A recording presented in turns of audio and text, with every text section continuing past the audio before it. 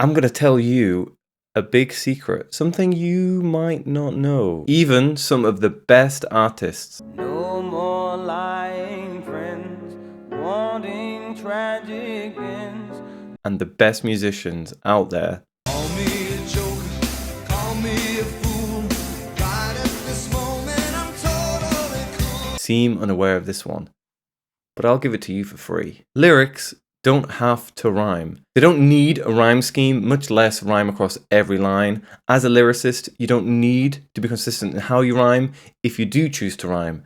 Full rhymes are not necessary. Half rhymes aren't even necessary. Internal rhyme is great. That's also not necessary either.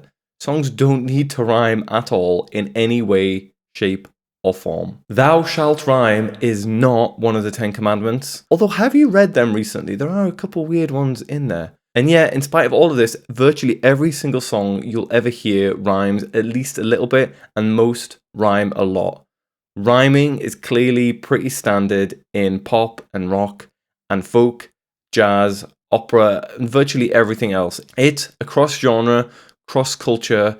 It's a near universal thing. We expect songs to rhyme, and lyricists assume that they have to rhyme. But that expectation and that assumption, these are both what I want to call the rhyme trap. It's a trap because most songwriters would actually be better off fighting that temptation to rhyme so much. Little or no rhyme is almost certainly going to sound much better than clumsy, clunky, so obvious you can see them mile off rhymes, right?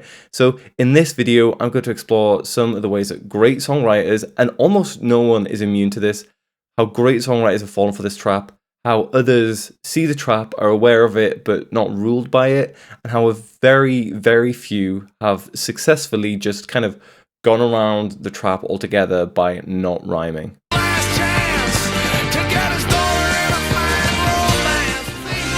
Just gave me a big advance. I don't wanna see a ghost. It's the sight that I fear most. I'd rather have a piece of toast. Aiming at you and your fellows. My new bitch yellow. She blow that dick like a cello. So first things first, obviously there's nothing wrong with rhyming. This is not an anti-rhyme video. Rhyming is great. It works really well. And that's why it's so popular. For one, it's just a huge part of what distinguishes lyrical and poetic writing from prose or ordinary speech. It gives a sense of consistency and even symmetry when used. So your brain picks up on the repeated sounds and it registers a sort of, oh yeah, there's a pattern here. And human brains love patterns. My point here then isn't that rhyming itself is the trap, but that an insistence, often self-imposed, upon rhyming, that is the trap.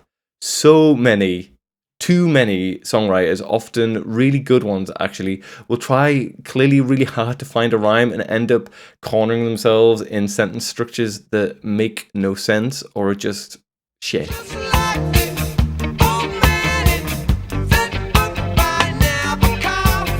So who am I going to dunk on first? Well, as you might have guessed from the thumbnail, I think Paul McCartney is a great example of an otherwise brilliant songwriter who too often stumbles and falls into this rhyme trap. Take the song Here Today. But as for me, I still remember how it was before. What about the time we met? Well, I suppose that you could say that we were playing hard to get. You were here today.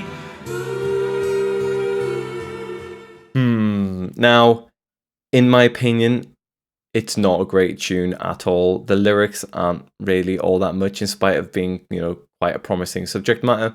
The melody is really quite unusually for Paul, just completely forgettable. The arrangement feels like the worst combination of overwrought and underthought. It has a lot of problems. So it's maybe a little unfair of me to place the blame for its low quality on the rhyming, but it's definitely part of the problem. For example, just listen to him fitting in a bunch of words to fulfill these rhymes. What about the time we met? Well, I suppose that you could say that we were playing hard to get. What about the night we cried? Because there wasn't any reason left to keep it all inside. And maybe I'd forgive him if he was saying something that was really worth going out of his way to say, but he's not. Now, To be fair to Paul, he has always been much more about the music, the melody and the tune as a whole, rather than the lyrics. And even some of his best songs aren't lyrically fantastic. Penny Lane is a great song. Penny Lane is in my ears and in my... The lyrics are fine. Let It Be, they're nice lyrics, but they're nothing amazing. Let it be, let it be, let it be, yeah, let it be. So even in the best Paul songs, the lyrics aren't phenomenal, but at the very least, they're just not a problem. Penny Lane might not be a work of lyrical genius, but the lyrics also aren't crap. When Paul does slip into crap lyrics territory, My love don't give me presents. I know that she's no peasant. it is often down to a sort of I must rhyme mentality, and Here Today hardly has a single rhyme that earns being a rhyme. Again, rhyme is largely about directing attention and making patterns. If our attention is drawn to something lackluster or the pattern is a bit crap, you'd probably be better off without the rhyme. And Here Today is far from the only Paul song with, clunky rhymes. Sitting back and listening to all of you clown sound. Take the rap, I guarantee you leave me with a backslap. And then my other big rhyme trap victim is the otherwise, quite frankly, terrifyingly, earth-shatteringly skilled and brilliant musician Jacob Collier. The concept of the axis being the fifth is a philosophy of this guy Ernst Levy, right? Okay. And so Ernst had this philosophy, and I think it's kind of right, because if you think about a note and its fifth, it's the most reassured that key can be. And I don't know if you've done any arranging, Yes. but if you play a chord and then you have a fifth in the bass, if you've like do and then but if you go do ba, that fifth is like really thickening, really reassuring. So the root and the fifth. Oh, yeah. I know some of these words. This guy is phenomenal, right? And honestly, he's mainly included here because of how asymmetrical his talents are.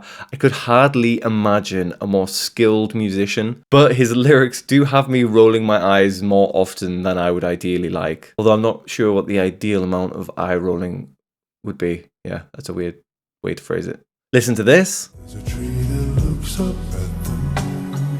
The garden where I held you for a moment in the blue. And listen to this. You don't wanna get too close cause I feel dangerous. Whenever you're with me, I get so mysterious. And this one. Set your mind, gonna set your mind on mine. Come close to me and hold you tight. And this.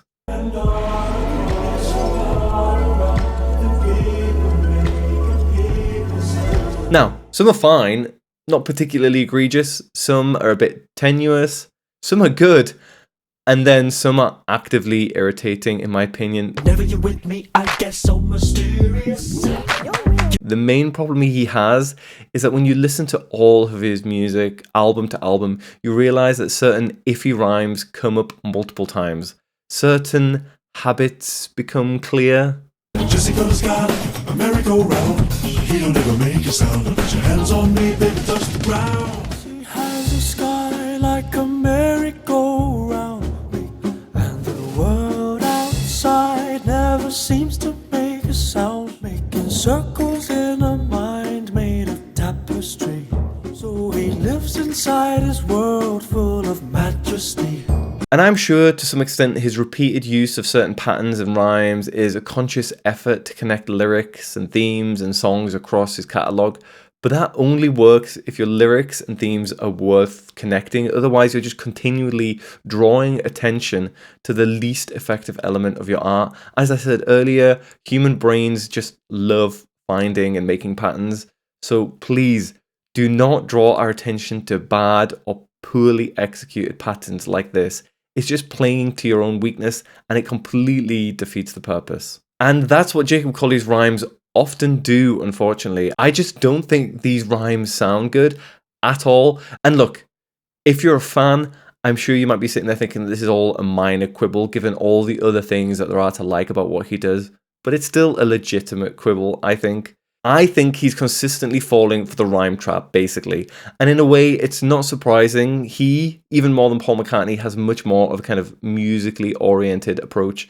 And with a strong jazz background, a harmonic vocabulary beyond reckoning, and unbelievably righteous chops. I wouldn't also, on top of that, expect Dylan tier lyrics from him. Just like Dylan is never going to come out with a song even a tenth as harmonically complex as a Jacob Collier tune. As a specific example, does this passage from The Sun Is In Your Eyes really work best with all those full rhymes? In the right direction, and with your love as my protection, I'll be a world of your projection, singing songs of your affection, with rhymes to your perfection. My eyes see a reflection. They're not necessarily awful, and it is otherwise a good song, but I do find it quite goofy with all those repeated action rhymes. It's a bit try hard, and again, when you listen to all of the songs he's written, it's just another data point in the kind of weird, iffy, bad rhyme data set that is Jacob Collier's songwriting as a whole. And to me, it really does get quite cringy. Whenever you're with me, I get so mysterious.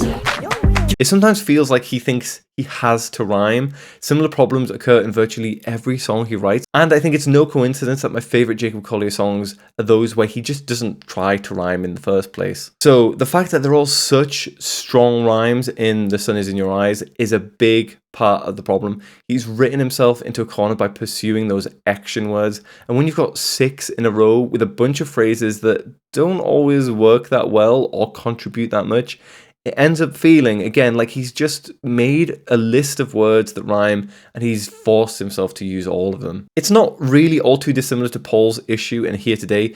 If you insist on the rhyme without good reason and with little to say, you're left with something that feels overwrought and try hard without really earning it. And to be clear, just to be completely clear, overwrought and try hard can really work. A lot of the music I like, I would probably describe as overwrought and try hard. But if you're not careful or you're not doing it well, then it's likely to end with more of a whimper than a bang. And it's a shame. It could have ended so much better if only he'd used the best action word. So the point here is that even very good musicians like Macca and Jacob, and to be honest, these lot as well, can find the pull of the rhyme too strong. And look, I get it. It's an easy way to signal this is poetic. It's arguably even something of a crutch for a lot of people because of this.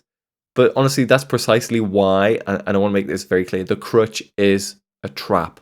It's a trap! The single biggest element of this rhyme trap, whether that's in Paul McCartney or Stevie Wonder, or even at times someone like the much more lyrically gifted Paul Simon. They got a wall in China.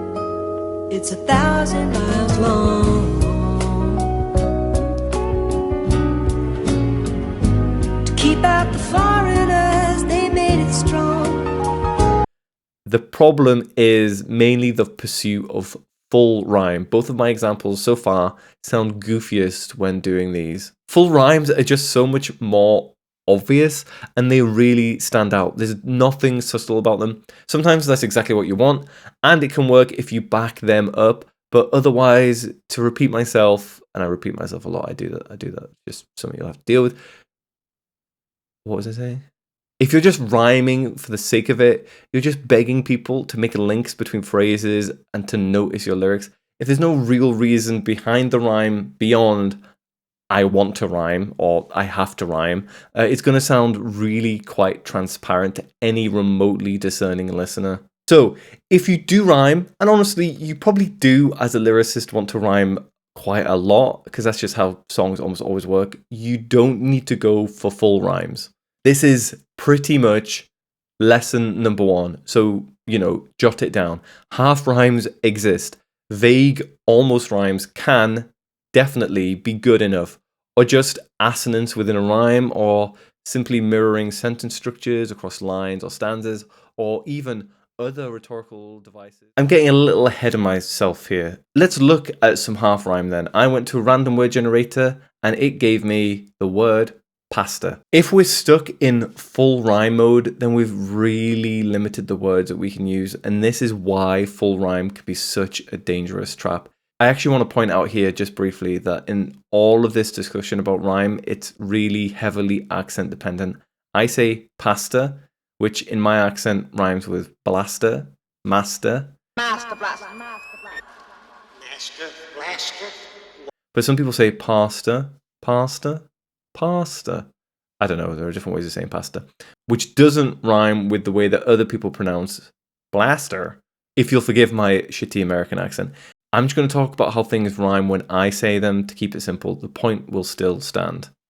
But yeah, pasta has a few rhymes. Master, caster, blaster, faster. A couple others, not many, right? But if I start thinking about half rhymes, well, then we have actor, tractor, factor, asker, ask her, pasture, past her, Casper, gangster, fax her, hamster, bastard. There are loads. Some of these are getting a bit silly, and I'm not saying that all of them would actually be a good choice, but the point is that there are more options available. More options is almost always going to be better for you. And half rhymes don't actually sound inherently any worse. Half rhymes are not half as good rhymes. I took my love, took it down, climbed a mountain and I turned around. Are you such a dreamer? I'll stay home forever to put the world to rights. Always makes a fire. Which I think a lot of people do seem to believe. They're just another way of linking vowel sounds across lines, another way of giving that feeling of consistency, lyricism, and of guiding a listener's attention to and from different words and phrases. And the corollary of that is that full rhymes aren't better than other rhymes. Sometimes they're too strong, too obvious. They definitely have their place, obviously, but one of the worst things a lyricist can do when working on a song, in fact, this might be the single worst habit they can fall into, is to write themselves into a corner by insisting on full rhyme. Again, this is the rhyme trap at its worst. So, who's good at rhyming? Well, there's this guy, you might not have heard of him, he's called Bob Dylan. Yeah, he's fairly obscure. Anyway, he's pretty good at this old rhyming game, and he doesn't, or at least very rarely, falls into the rhyme trap, really, and its many pitfalls, which is to say he controls how he uses rhymes rather than letting rhymes control him. Is mostly death. I'm smelling pear. If you care. Mr. Tambourine Man is probably the example par excellence of cramming in loads of rhymes, and mostly full rhymes too, while doing it well. There are also internal rhymes, there's alliteration, he'll slip into a consistent rhyme scheme and then twist out of it unexpectedly. It's all over the place. So how does this work when similar approaches so often don't? Has returned into sand, vanished from my hand. Well, I'm not actually going to go into loads of detail, but I think it's partly because there is so much of it in this song, and it's so flexible, it feels effortless. It's sort of a virtuosic display of rhyming. It's also ultimately meaningless, and it revels in being hard to pin down. That's not to say it's vapid or shallow, it's just largely a rhyme game. It's playful, it's fun, it's whimsical. There's no attempt to hit you over the head with profundity or sentimentality. But there's still plenty of room for a range of interpretations because, again, well, Dylan knows how to write lyrics, obviously, how to rhyme without being bound by it, and how to play with words. Another good Dylan song with rhymes that work well, and there are loads, right, is Positively 4th Street. Again, lots of full rhymes, and even 2 examples of straightforward repetition, which is kind of a rhyme. Say you are my friend, you got a helping hand to lend. You just stood there grinning, the side that's winning. But there are also half rhymes too. Bob is just a deft enough lyricist that he can fulfill the expectation of a rhyme multiple times, even without writing himself into a corner. That's basically what it boils down to. He's flexible, so he'll happily use full or half rhyme, or if he has to repeat a word or a phrase, he'll use slang. Your faith, but that's not where it's at. He'll speak poetically or verbosely. Good when I see the heartbreaks you embrace. He'll speak quite bluntly as well. You'd rather see me paralyzed. All in one song. The closest thing I think to an iffy rhyme in this song is the line that goes, "with the one who tries to hide what he don't know to begin with," which is actually a lot to fit into one line, but here it still sounds quite naturalistic. It sounds like he wanted to say that, and then he also wanted it to rhyme rather than just wanting it to rhyme and writing around that.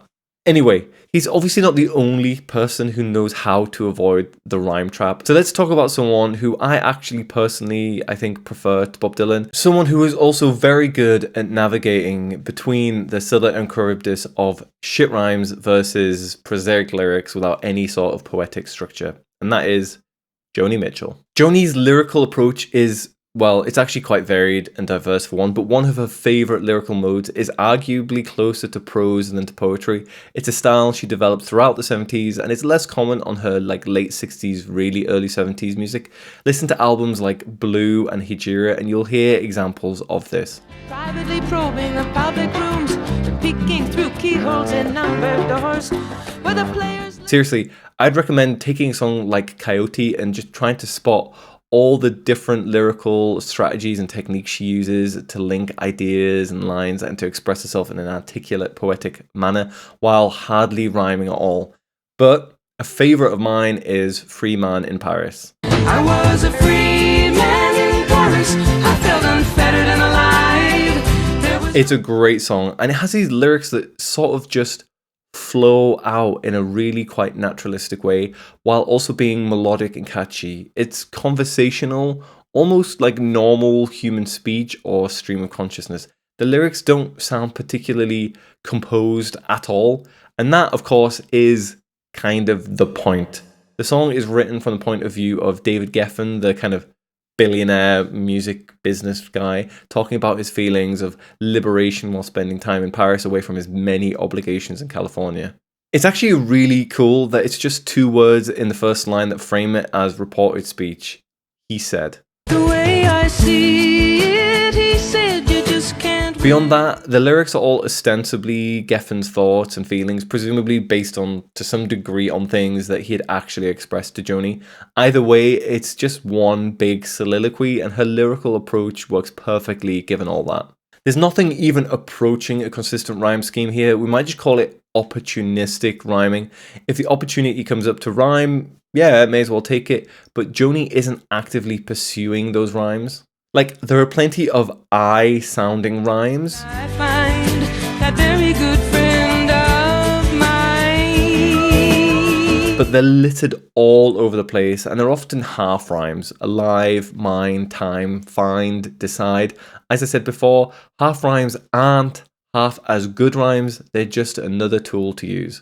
And hey, even the opening couplet rhymes. The way I see it, he said, you just can't win it. The way I see it, he said, you just can't win it. But it's not a poetic sounding rhyme at all. It just sounds like normal, everyday speech to me. There are other rhymes that are a little bit closer to like literary affectation, like Dreamers and Telephone Screamers. I deal in dreamers and telephone screamers. Lately But she's also turning to devices like alliteration. I was a free man in Paris, I felt unfettered and alive. Or using anaphora, which is just when you repeat a word or phrase at the start of a few clauses. A bunch of lines start with I, a few others start with they or their. And they're trying to get ahead, they're trying to be a good friend of mine. There are even lines that don't start with the same word but with similar sounds. So not just they and their, but there and that. There's a lot of people asking for my time. They're trying to... Again, the point is that Joni is being very, very flexible with her approach here. And this song It's just so good. And my main point is that it is very speech-like in many ways. It's more prose and poetry, I guess. But there's still lyrics to a pop, rock, folky kind of song. There's still lots of rhyme, but she's not falling for the rhyme trap at all. I do wish I had a bit more time to talk about other rhetorical devices that songwriters can and sometimes do use beyond rhyme, but I'll just briefly point you in the direction of Alanis Morissette's Hand in Pocket, which has almost no rhyme at all, but really leans into the anaphora instead. It doesn't feel like it's lacking anything, partly due to this very strong rhetorical alternative. I'm broke, but I'm happy. I'm poor, but I'm kind. I'm short, but I'm healthy. But when it comes to not rhyming, there is one song that in my mind stands above all others. Simon and Garfunkel's America.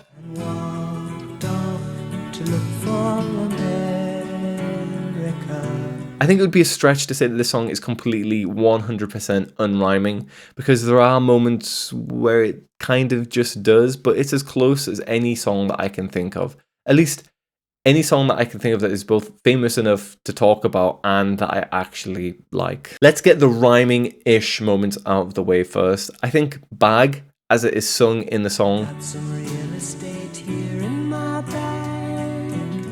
sort of rhymes with the final syllable of America.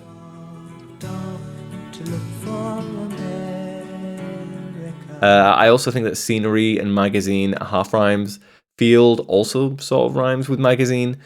But this is pretty much it. And the thing is, Paul Simon, who wrote the song, sorry Garfunkel, doesn't really consistently turn to any other device as a substitute for the lack of rhyme in the way that, say, Hand in Pocket does. Instead, it is actually like a more conversational or naturalistic version of Joni Mitchell's approach in Free Man in Paris.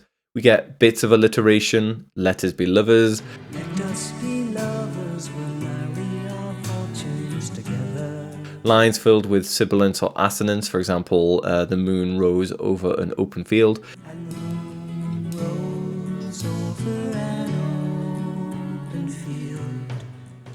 There are even moments of repeated structure, like Kathy, I said, and then later on, Kathy, I'm lost, I said.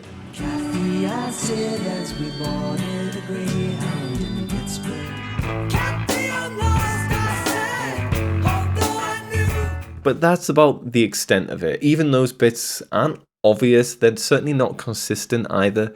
Just like Free Man in Paris, these lyrics are quoting this time presumably completely made up conversation, at least in part. There are bits of narrative too here, of course. But the point is, it could all actually just as easily be read as prose. You could really just get this, write it out without the line breaks, and it would probably work just as well as a wistful, but admittedly very short story. This song might have the greatest unlyrical lyrics in any pop song ever. I said, be careful, his bow tie is really a camera. So, in conclusion, and to repeat myself, the point of this video isn't rhyme is bad. There are songs out there with very strict rhyme schemes that work brilliantly. Lots of songs that rhyme a lot or just a bit that are very, very good. The point is, you as a lyricist want to be in control of the rhyme rather than having the rhyme control you.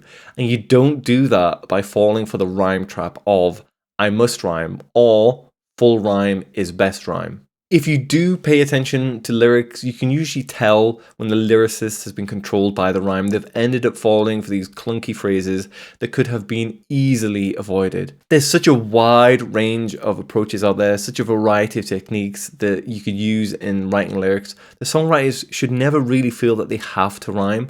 I suspect that the best lyricists out there often aren't thinking super strictly about rhyme at all the vast majority of the time. I reckon they're mostly just staying flexible and working on the understanding that they can rhyme, but they don't have to, and they're open to half rhymes, assonance, internal rhyme, all that junk.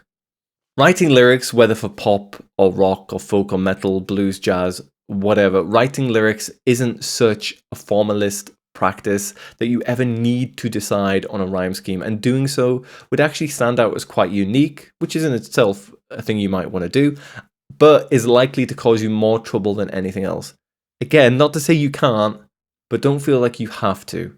As a final Final note, and this is also important, none of this is to say that every song actually needs to deal with the rhyme trap effectively. The techniques and the strategies I've talked about in this video are all well and good for sidestepping the trap, but there are loads of very successful songs out there that do fall for it.